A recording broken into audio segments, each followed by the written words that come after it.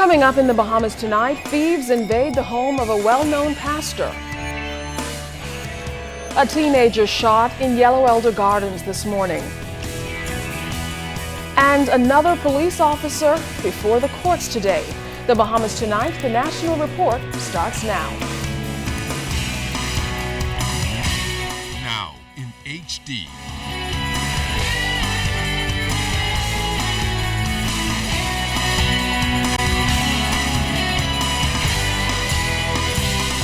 ZNS Network presents The Bahamas Tonight. This portion of the news brought to you by BTC Every Day. Good evening, everyone. I'm Keisha Latterly. Thanks for joining us. Topping the news tonight, police are tonight searching for 5 gunmen who invaded the Twynham subdivision home of a prominent pastor. Our Janaea Noel Ferguson spoke to family members after the frightening ordeal, and she tells us they're calling on the relevant authorities to do more about crime. Shattered glass door now boarded up remains as a fresh reminder of the attack. Pastor Rex Major, his wife Doreen, and their eldest daughter were rudely awakened from their sleep around 3 Thursday morning as masked gunmen forced their way into the home demanding cash. The Majors recalled the frightening experience.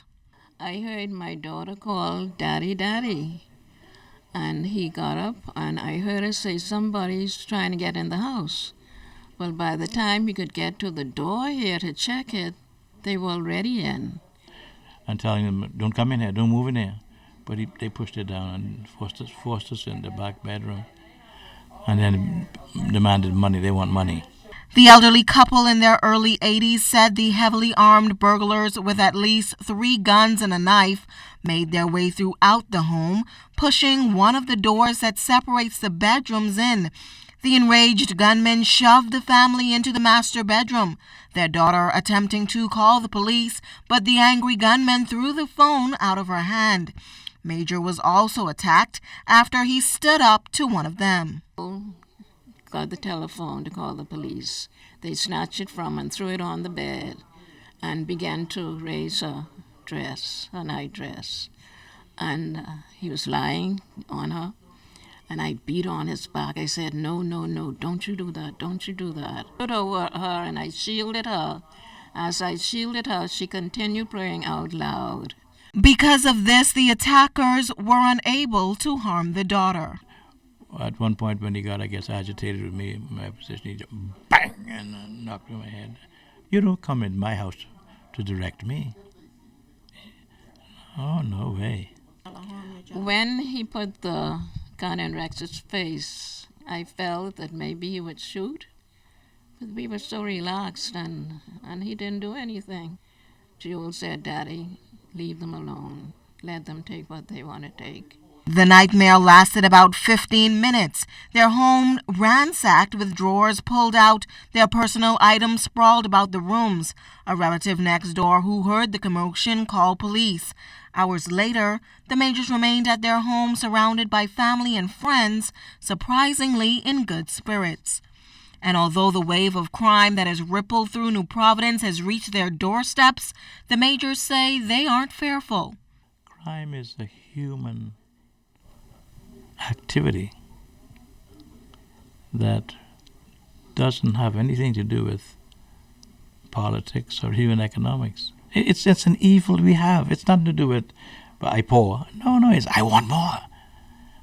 And on the level, no matter what level you go, if you don't cure that, you want more. I think it's time for them to have a solution.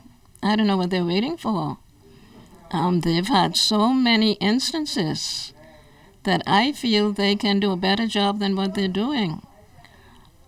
I just don't know how long they're going to allow this to go on before they get a will to do something. Despite all that has happened, the Majors say their commitment to God remains strong, and while they might be bothered by the situation, they are definitely not broken.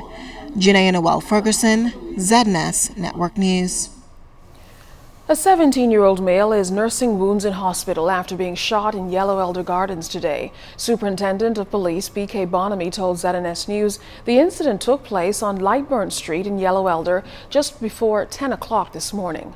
A young male was standing in front of his residence talking to another male when he was approached by a lone gunman who opened fire on him.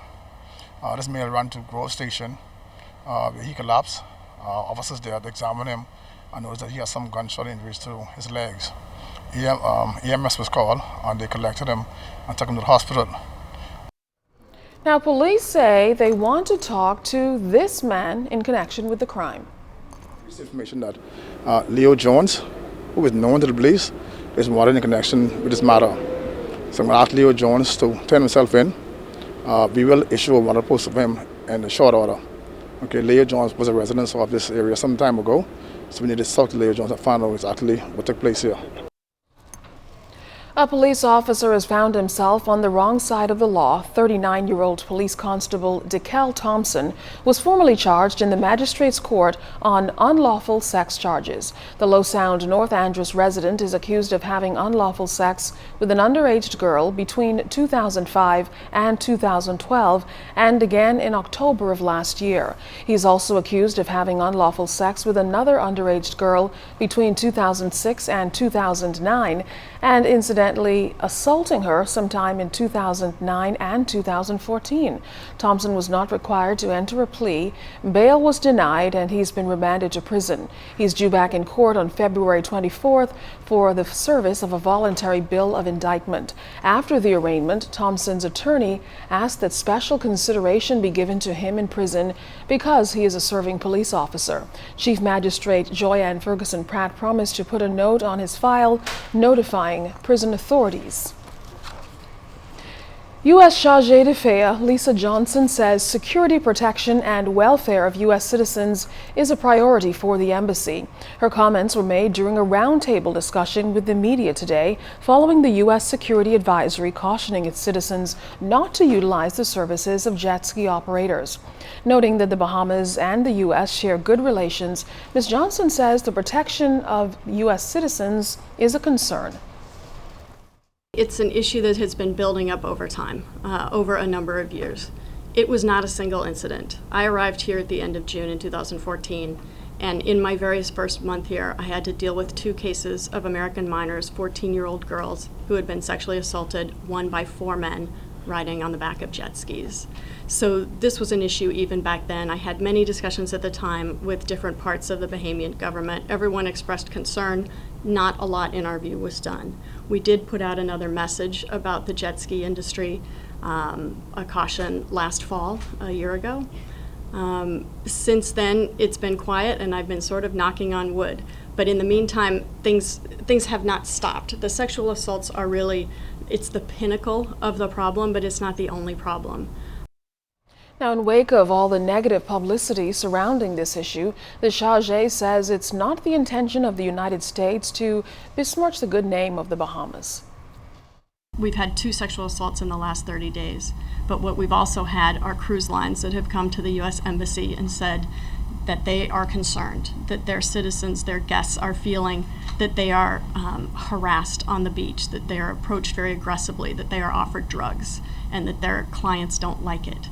I just don't think at the moment this industry is being licensed and run and enforced in a way that's putting the best foot forward for the Bahamas, and my job is to keep American citizens safe, and we'll continue working with the government. I've seen some of the new steps that have been announced by the Minister of Transport and Aviation on the enforcement side. I'd probably also like to, and I will be talking to the Commissioner of Police next week about steps that can be taken on the licensing side. I want to be sure that people who've been arrested, for instance, for dealing drugs or in sexual assault cases are not back on the beach. In other news tonight, the Chief Justice is calling for jury trials to be abolished as efforts continue to modernize the legal system while making it more efficient. Fern Carey has more on his address during the opening of the legal year. Chief Justice Sir Hartman Longley calling for jury trials to be abolished or restricted to certain cases. He says the move will save time, money, and valuable resources.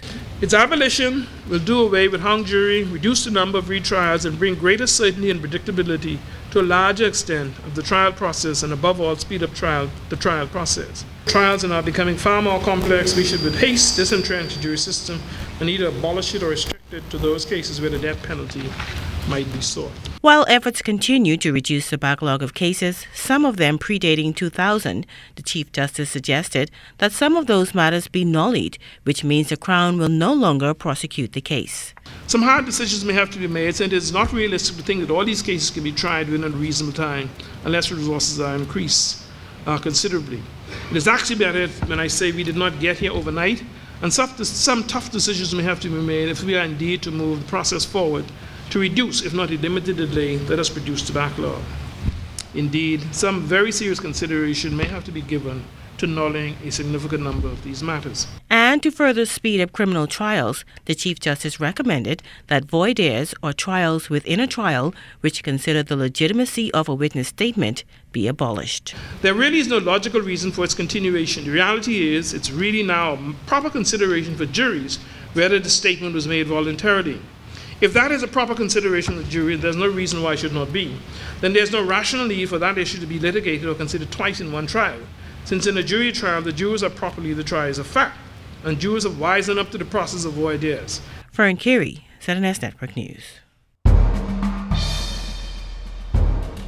If you know of a crime, you're asked to call Crime Stoppers at 328-8477.